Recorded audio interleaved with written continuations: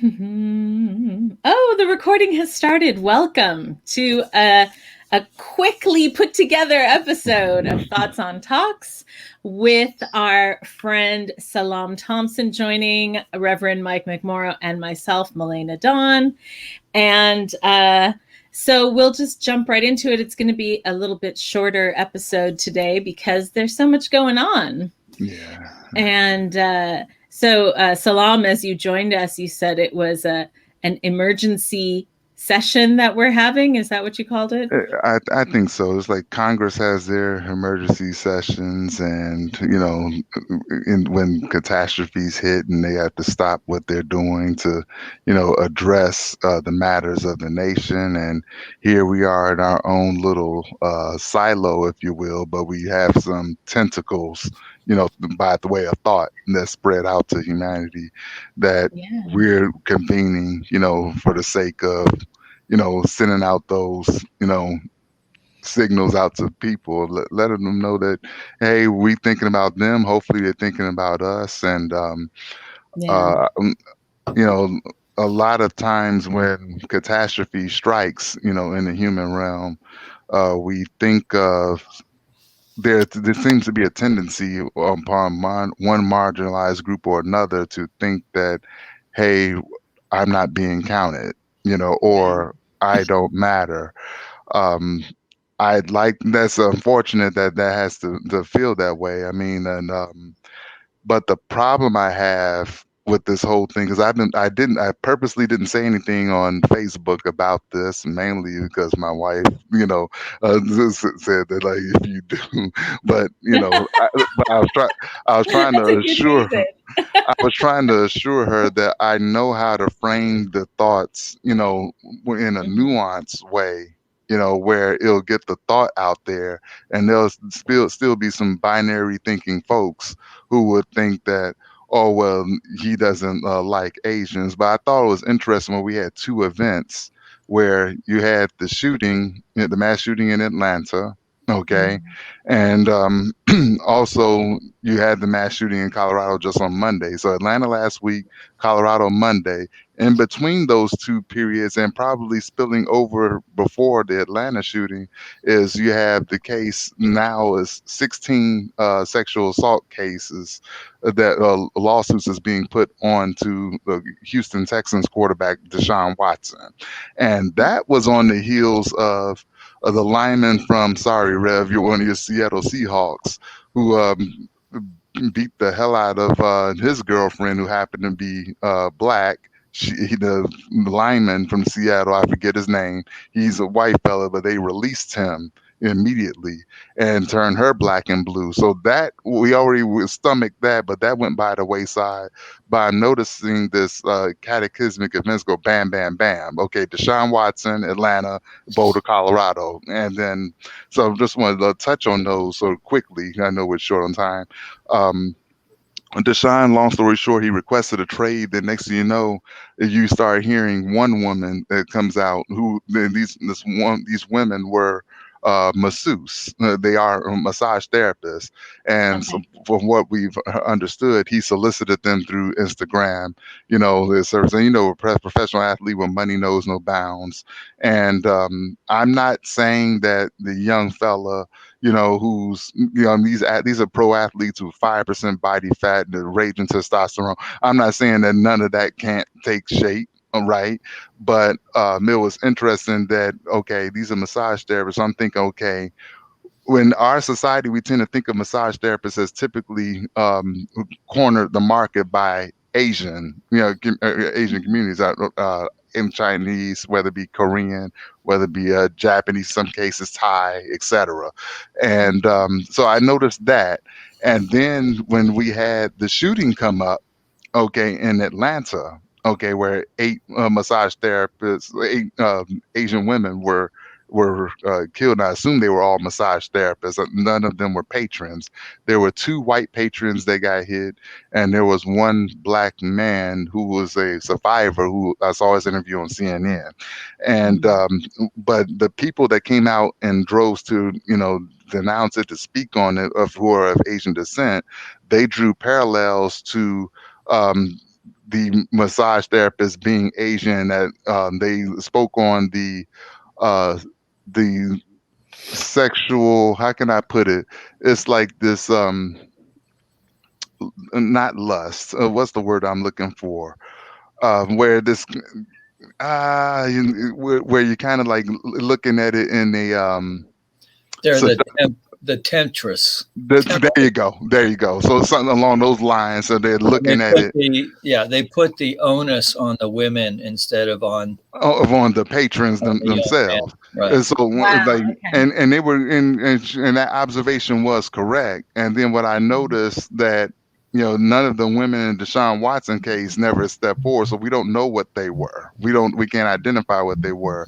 And when these two situations, coupled with articles that I've read it from black journalists, one fella, his name is Michael Bass, and I like him and respect him a lot. He's from Chicago, like I am.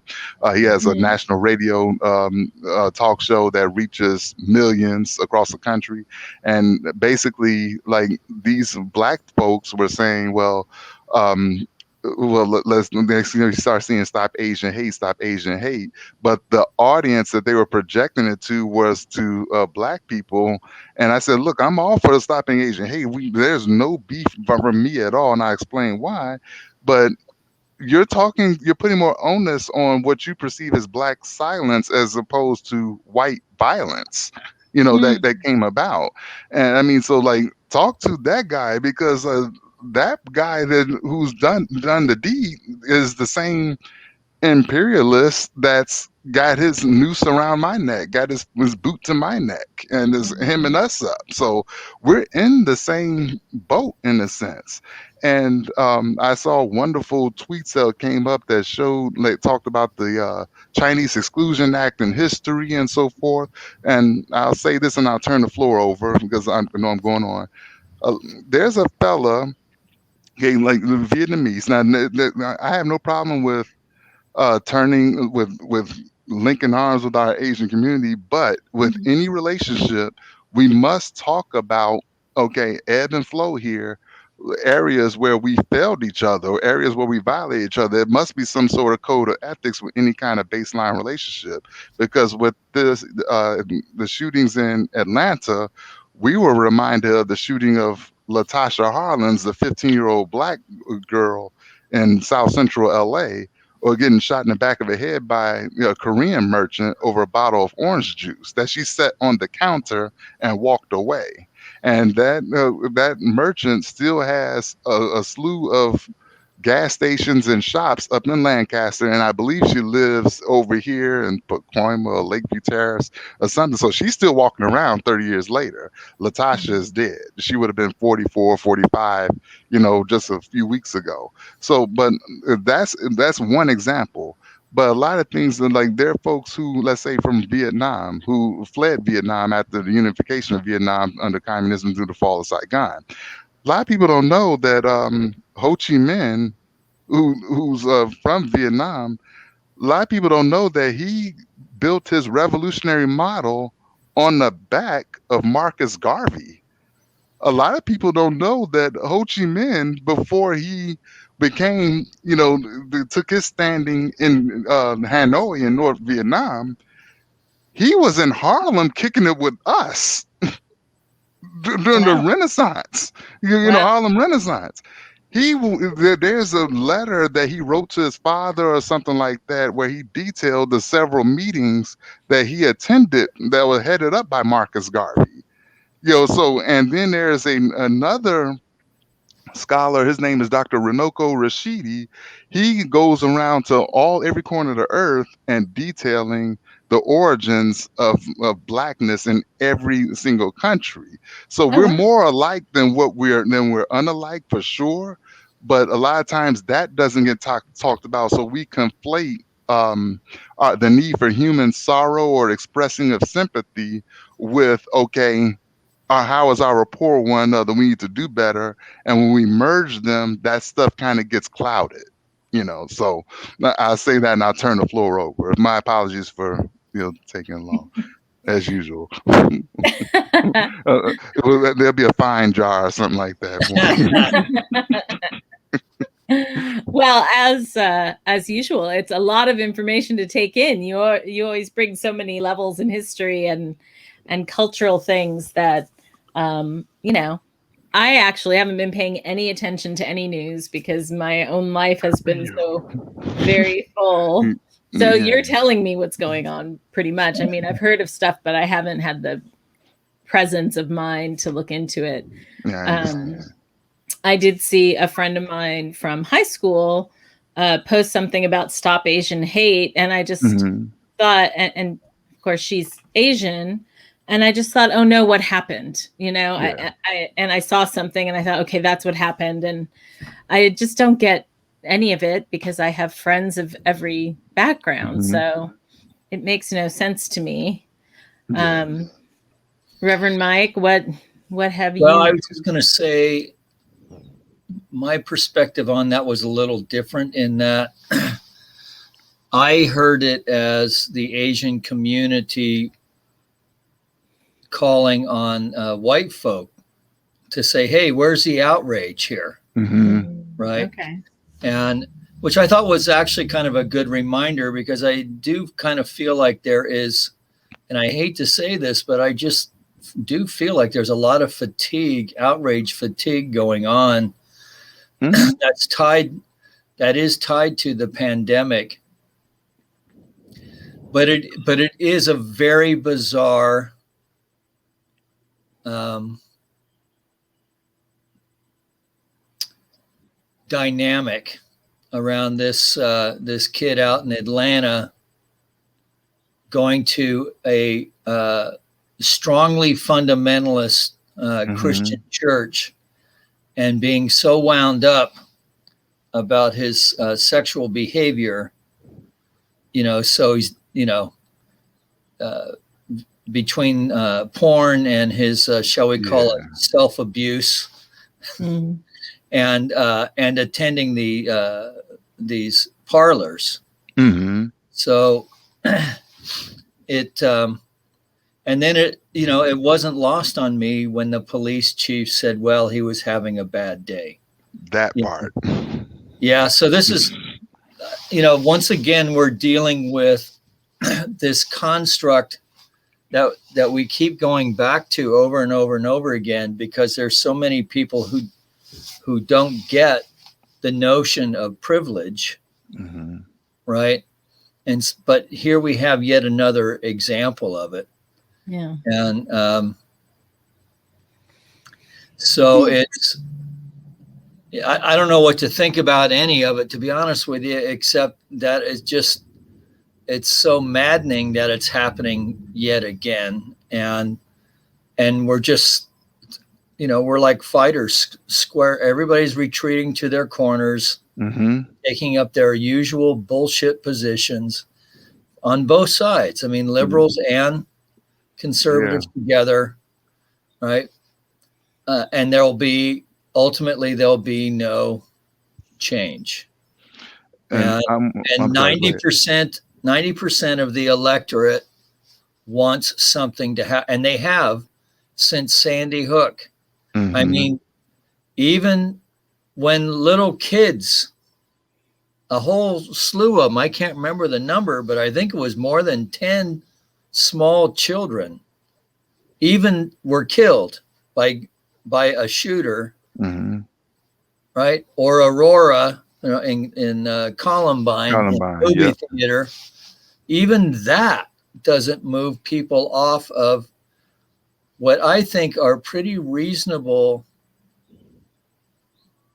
I even I hate to call them restrictions, right? I mean, you can't drive a car unless you show that you know how to drive a car, That's right. right? And you have to be a certain age, and not everybody can drive. And if you have epilepsy or other conditions, you can't get a license. Hmm. And here we have this crazy thing around, and I understand that people kill people, guns don't kill people. I understand that part of the argument, and I also admire the workmanship and the craftsmanship that go into making a good firearm. So I understand that side of things. Mm-hmm. But there's no reason to have, I'm sorry, there is no reason to have a semi-automatic rifle. There's no reason to have an extended clip. There's just no reason except for this crazy conspiracy fueled notion that when they come to get us, we're going to need our guns. And I got to tell you, sometimes I think if we really want action on this, then every Democrat needs to go out and just go out and buy 3 guns each. Mm-hmm. Right? And then Republicans will freak out because right? I mean, it makes no sense, right, from a stopping a violence kind of thing. But I really don't know what it's going to take. Yeah, they said like if the men black people decide in mass to register and to be conceal and carry, they'll have gun laws on the books tomorrow. You know, But there and probably wouldn't be enough black people who would register, right? not at all. I mean, as a percentage of black population, yeah, but as our overall, but yeah, and this notion of like.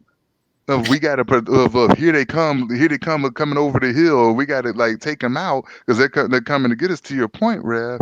I mean, I looked this up. I forgot what year it was. I want to say 2016 when I looked it up. Maybe it probably changed, but not by much. But the ATF, according to the ATF, it was like 19% of black people own guns, but 43% of white Americans own guns. And if I had to take a guess, I'm sure that number both ways has probably increased. And mind you, for those who are in the audience, that those statistics are only based on guns that are legally registered. You should know that keep in mind that there is a black market of firearms that's thriving, and it's funded wars, has funded drug cartels. right. So that rabbit hole gets like way deep. And If I could just add to that for a moment, and they don't own just one gun. One gun, right? Right. So the last time we had all this, and I took an interest in reading about it, I could be wrong on this, but I think it's true that the average gun owner has 6 guns. You don't even have enough arms to even fire off one at a time. And hell, Wyatt Earp didn't even carry no 6 guns. Doc Holliday didn't carry no 6 guns. You know what I mean? So like, it's just crazy. But and also put in perspective for the audience, the United States leads the civilized world in gun ownership, and it laps, I think, the next 5 countries by like 4 or 5 times the amount combined. Yeah, I mean, that's crazy. That is absolutely crazy. Well, yeah, in countries like Canada where they have hunting, even we don't do it all for hunting. There's not a logical reason for the amount of guns and that's the other crazy. When I was a kid, the NRA was a place that you went to learn how to handle a firearm safely. Like when you were a Boy Scout, right? You went to the gun range at summer camp, and the NRA was there. An NRA trained instructor was there, and you learned how to safely handle a firearm. And they had hunting merit badge and so forth. Of which getting certification was part of that whole scene. Yeah. And there was this notion of that it needed to be a fair fight, right? You as the hunter against the hunted, right? It's already kind of a not fair by just having you're using bird shot, But this notion, I mean, you would have never, no one would have ever thought about having a need to be able to shoot off 10 rounds quickly in order to down a deer. Right. And so that's a pretty odd 6. Right. So there was, you had target practice, and it was a competition thing, and that was a deal. But, And you had, you'd get a 30-06 for hunting, and you'd have a shotgun for birds, and that kind of thing. Yeah. And you'd have a handgun for rattlesnakes. Mm-hmm. Okay. Or target shooting, right? But now it's just turned into this whole. I wonder. I don't know if it's true, but we've been at war now since 2001. Mm-hmm. So we have a lot of returning vets. Army and Marines. I mean, I would presume many of them would be gun owners. Yeah. Right. I mean, Biden just a couple of weeks ago just did airstrikes in Syria. So, and I don't know and I don't have an issue. I'm not saying I have an issue with veterans having weapons. I'm just saying, well, firearms. Right, right. Not automatic. Not whole armories. Right, yeah. Right. And I have to think that anyone who's actually been in combat or in action would have a completely different take on these kinds of things. So I don't know. I just feel like the conversation, like a lot of conversations that have transpired over the last 20 or 30 years, there's more exaggeration of anecdotal evidence rather than actual rational thought that is going into positions on all kinds of things. But speaking to the gun, and I don't even know, does that, I mean, I don't even know that it would curb mass shootings. I don't know, but maybe it's too late, right? Maybe Pandora's box of gun ownership, it's just going to be too hard to put the lid on it. Because what are you going to do? You're going to go around and search and insist that people return their weapons or whatever? Well, interesting thing with that, Rev. I mean, like, the only time I've ever heard of weapon surrendering is only when it's done in a hood. You know what I mean? Like, in LA, that's yeah. So no questions asked. So you down on Hoover, you down on Slauson, you down on Figueroa, you down on on 103rd. You know what I'm saying? So like you're in Nickerson Gardens, you're in Jordan Downs. They say so like to curb the violence, turn in your weapons. I never seen a weapon surrendering event in white areas. Yeah, I just never did. And it's interesting. Like when I was in college, I just weapon surrender in Porter Ranch. Yeah, I mean, come on. They're like, yeah, right. But when I was in college, I visited one of the countries I visited was Australia, Cairns, Australia. And the interesting thing I saw was that Australia is where, for those who don't know the history, is where England sent all of its derelicts. They rid of his country's derelicts. They sent it to Australia, and so even though they have somewhat similar cultures, there's similar. There's some areas where they're dissimilar, but all of the police officers that paraded around here, they had a police presence, but none of them were armed. I mean, they all had knee-high socks and pressed shorts and things like that. The only thing they were missing were bagpipes, like they were in Scotland, but none of them were armed. And I thought that was interesting. How did they keep the peace without a weapon in hand? And from what I researched years later, like Denmark is the same way. But it's like, what is folks like really afraid of? And it's just fear sells. And that's what it is. I mean, you get people afraid of something, you're creating this mythical and expedient need to react to what you're making them fear. So, right, yeah. England doesn't have England too. Yes, the constables and Canada. They're not armed like they are armed now, but right. But not all of them, and certainly not to the extent. Yeah, but the But police here, though, they're like military grade, and a lot of people don't notice that the police actually, in the United States, have been trained by the Israeli police department on how to put down, protests and things like that. So they've trained the Israeli police departments have trained, the United States police departments on how to deal, with insurrections and things like that. Funny of all that training that the Capitol Police were, still like red-handed on January 6th, but right. Well, I'd have to fact check the Israeli training thing, but the feel free, you'll find it. but the I got some certainly. bibliography to send you if you want. Okay, great. But but to your point, there has Mhm. been a militarization, like in Los Angeles, going back to who was the guy after Ed Davis?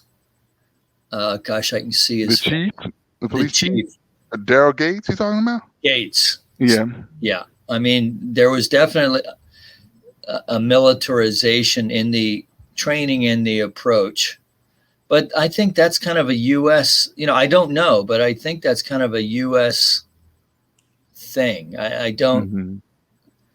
So the only issue, I mean, the only remedy, it seems to me, somehow we Mm-hmm. have to instill within our fellow citizens a sense of empathy and compassion for the victims of gun violence. Yeah.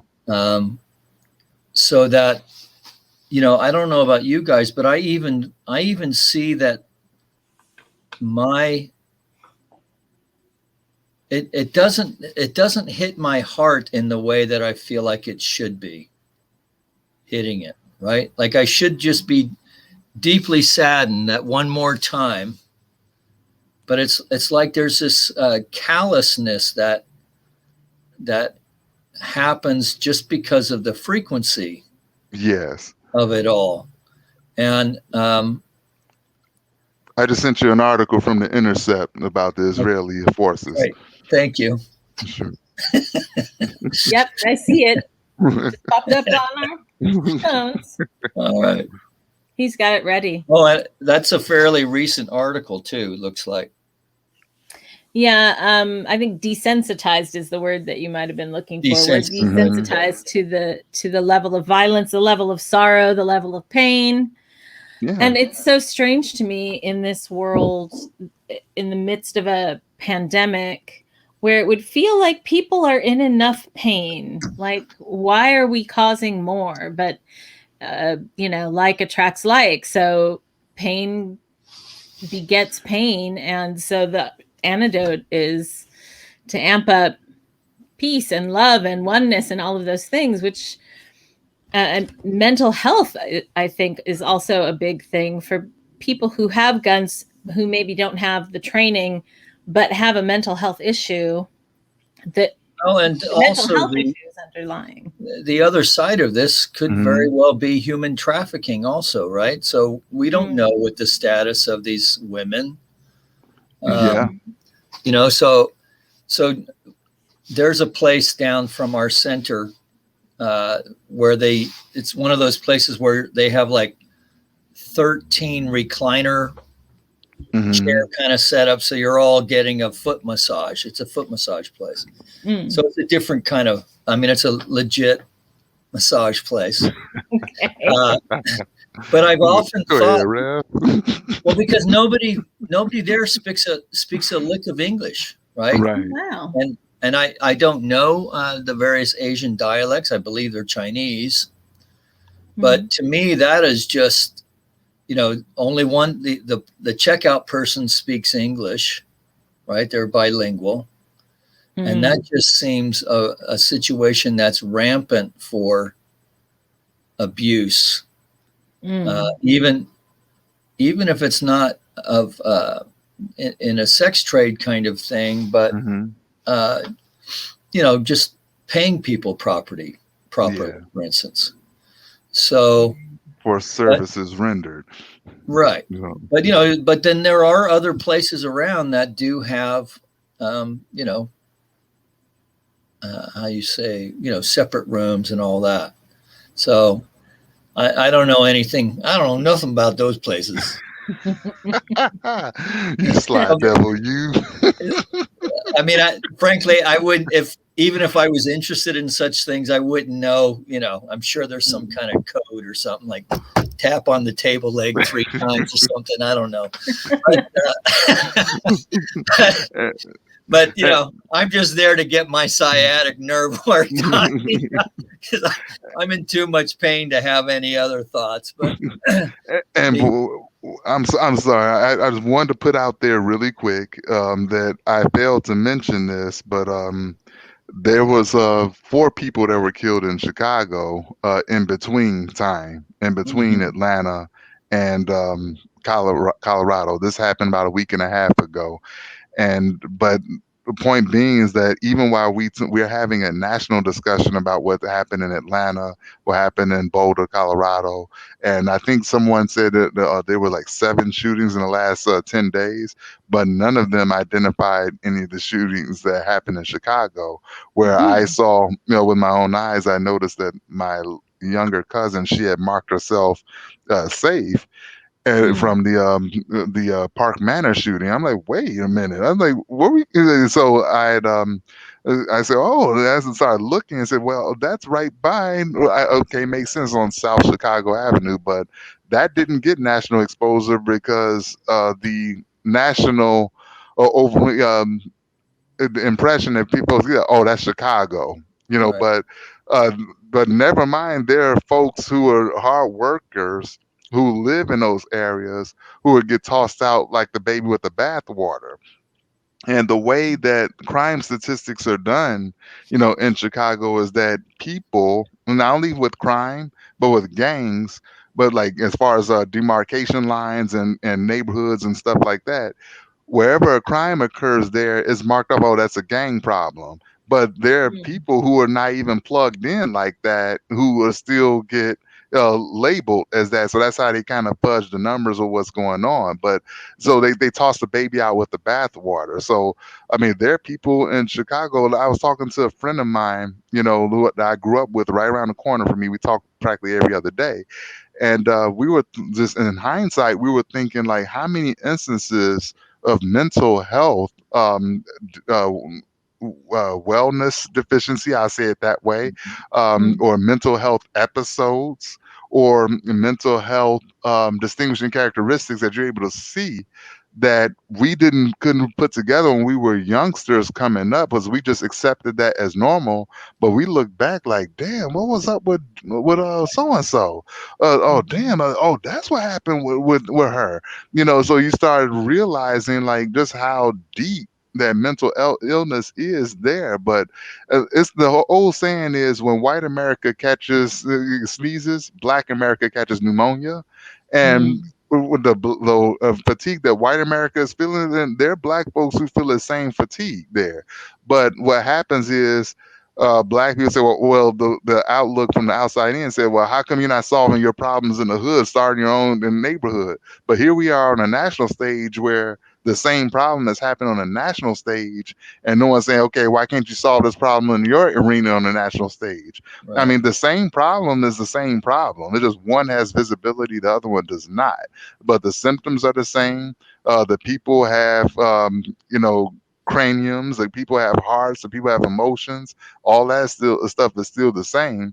But it just shows me that we still live, yet another reminder of 2 different Americas, at least 2.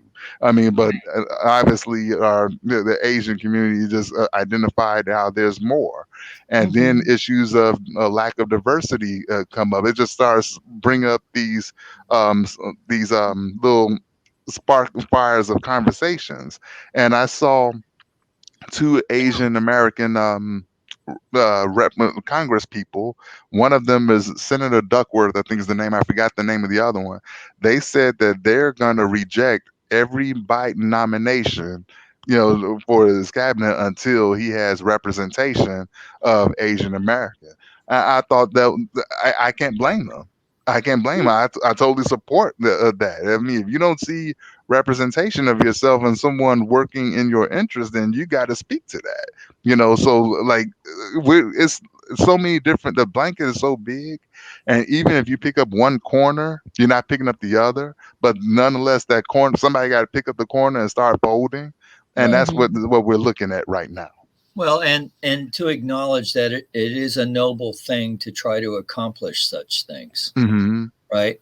And and it's kind of such a small step. It should not be difficult. It should be natural, like where they say, like, well, have the difficult conversation. This Right. ain't difficult to me at all, and it's not difficult for you all. I mean, this is just people being people. This is just like different perspectives. I mean, you mentioned this, Malayna, when you introduced the idea. That you're part South Asian, and you have your parents and things like that, and your background, and interesting. Reverend Mike being his background from Ireland. I mean, who would have thought that, brother from the South Side of Chicago have a nice friendship with a fella from who has Well, roots in there's lots Ireland? of Irish guys in Chicago. Come on. They are, but be honest. But like, I mean, I can count them on one hand. Yeah. Who are you, like, I'm cordial with. I mean, Right. they're nice, but there's a level of friendship there now. So what I Right. mean. So like, that's a start. And it's not going to be an end all. Just plenty of work to do. Sure. Yes, plenty So of work to do. because I have to jump here, but I did want to make one more point about this Sure. gun thing. Mhm. So because it kind of ties in to what we started talking about, way back when, uh, which was the notion of police violence on people, and Mm-hmm. in particular black bodies. Uh, but I have to, how do we? So I think all of any thinking person would say that police need and deserve to protection, Mm-hmm. because what they do is a very tricky thing. But I wonder how, knowing that the American uh, population, the American citizenry, is so heavily armed, Yeah. how that feeds into the fear of police officers trying to do their job. I mean, it must Yeah, that be heightened level of danger And that could be anxiety. around Yes. every. right. So when you know that there's so many, well, if that statistic is true, that most gun owners, and if you own one gun, that eventually you'll own six. Mm-hmm. So knowing that there's that many guns out there, Yeah. particularly if you're working a night shift, and you can't see and blah blah blah. I don't know. I don't know how. Frankly, I don't know how they do their job. But it would be nice if they could stop shooting unarmed black kids. Yes, I've heard from Vietnam vets, when I was growing up in Chicago, where like in the body bags when they were bringing our guys home, they were putting firearms in there. That's how they were getting them out of there, Yeah, into the hood, right, So it's gotten really bad, since then. right. Well, now they don't have now they can just go to a gun show. Yeah. That Hmm. is the issue. Yeah, Yeah. I mean, well, and not like in California, but like I said, when black people have guns, I mean, or or the thought that they have guns, I mean, see, we get it from the social stigma, and we get it from the systemic stigma. The thought goes, oh, there goes the neighborhood. But then, I mean, like, but we've seen it time and time again. How the white folks. I mean, I saw the white Congress people. I saw congressional ads for them last night on CNN where they showed them they're on Congress, but yet they showed them with AR-15s just letting them off, letting them off, letting them off. And it's like, damn, but yet the gun, y'all worry about black people with little 22s, I mean, or some guns that you give them, some of them don't even shoot straight and they hit a stray baby or something. I mean, I mean, through and through, we have a fabric of violence. And I will quote KRS-One from Boogie Down Productions. You may know him. He said that there can be no peace on stolen land in one of his songs. And as profound So as we that are sounds, all in trouble. we're in trouble. As my mama, late mama said, we're in deep shit and shallow water. So there's that. Yeah. So we have to wrap it up on a hopeful note because we got to let the rev go. Yeah. I guess our focus is to see the divinity in each other as we go out into the world, and really say a prayer for every person that we come across, that their pain is lessened, that their fear is quelled, that all of the things that may be bringing up a negative response or a need to share pain is soothed, so that we can all get through all of this together. Reverend Mhm. Mike, you want to put a bow on it? Well, I would just, I guess I would just say that we can just remember in kind of an interfaith way that there is a power and presence in, through, and as all of life that people of faith believe in our various ways. And so we really are called at this time to have a moment of remembrance and to pray for the families of the victims, and for and just not only praying for, but knowing and taking action in real measurable ways to curb gun violence in all of its forms, and that the lack of emotional maturity and control, whether it's through mental illness or just raging, that to pray that people own their own side of this equation and do the right thing. All right. Absolutely. Thank you, Reverend Dialogue Mike. rehab. You got to have these hard conversations. You Yeah. know, I mean, see, we want a quick fix when it comes to interpersonal relations. I mean, when an athlete gets hurt, I mean, they can't, like, if you sprain an ankle or MCL or something, you can't get up and start running like nothing happened. You got to go through stage after stage, seeing how much weight can I put on that limb or, foot or whatever. I mean, Right. but people are afraid to have these types of engaging conversations. I mean, even in relationship building, there are going to be times where someone's feelings is going to be hurt inadvertently, but Yeah. it's through the consistency you'll see that other person's intent. That I know that, yeah, I was hurt by that, but I know he didn't mean it or she didn't mean Right. it. It Right. happens in marriages, all the time. Rev is married and I'm married, you know what I'm saying? So, I and used to you be once upon a time. So, yeah, I mean, so that same principle is in place. So with any kind of relationship, be ready for those kind of ups and downs, and everything's not going to be rosy, all the time. And when you run across that conflict, don't turn away. You got to figure out a way how to bring it back. That's the Yeah. only way you're going to get healing through the land. Yeah. I guess be curious and look for the gift inherent in every challenge, because there's Mm-hmm. something there that can create a win-win. So we got to let Absolutely. Reverend Mike go. Thank you for joining in this emergency session with Thoughts on Thank you. Talks. And we will talk to you again soon. Thanks for joining us. Thank you. Take care, Rev. See you soon. Love to you all. Thank you.